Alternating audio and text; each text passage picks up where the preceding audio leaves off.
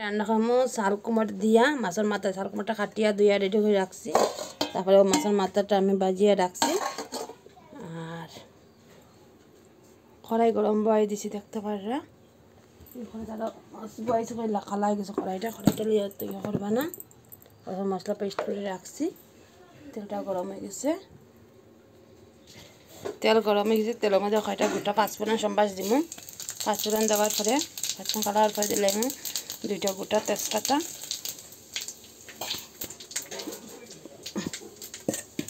লাল হওয়ার পরে বাকি সব কেটে দেব।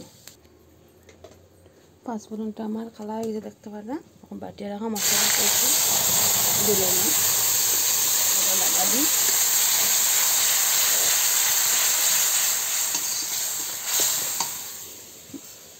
ও মশলা বাটির মধ্যে একটু জল দিয়ে লইলাম।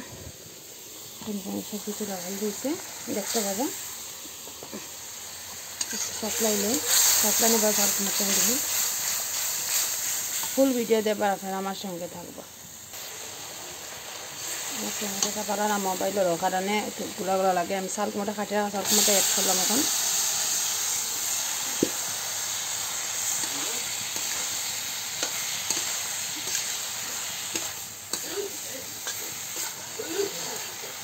এরকম কতক্ষণ আমি কষাইমু, তারপরে মাছের মাথা দিলাম। শাল কুমড়া বেশি ইয়ে হতো না, সিটকি মারবো।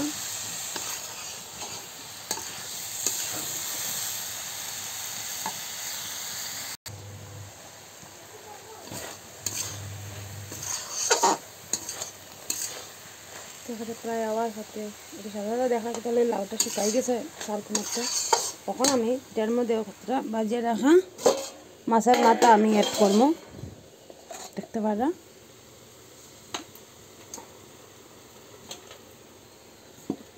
দেখুন খালি মাছের মাথাকে তো আমি বাংতাম নাই,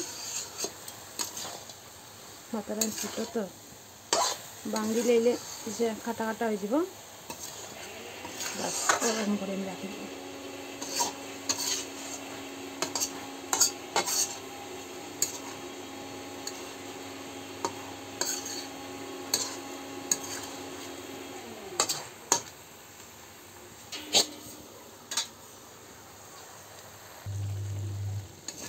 তাহলে চলছে না তো ওইটা চাকচু সেদ্ধ করে যখন জল শুকাই যাব আমি রামাই দিলাম। বড় বানিয়ে খাইয়া দেওয়া করছি স্বাদ হয়। বড় থাকলে আপনার বড়িও বাজিয়ে দিতে পারবা। বড়ি দিলে আর একটু স্বাদ হয়। তারপরে গাছ থেকে ফাড়িয়ে রাখা নাগাডুলা পাতাটা কাটিয়ে রাখছি, ওটার মধ্যে আমি অ্যাড করবো একটু পরে। প্রায় ফ্রাইটা হয়ে গেছে দেখতে পারবেন।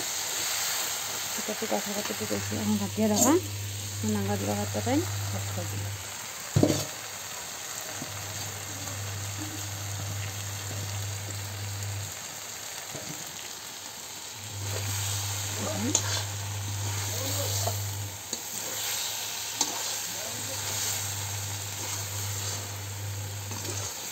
নামাই দিই।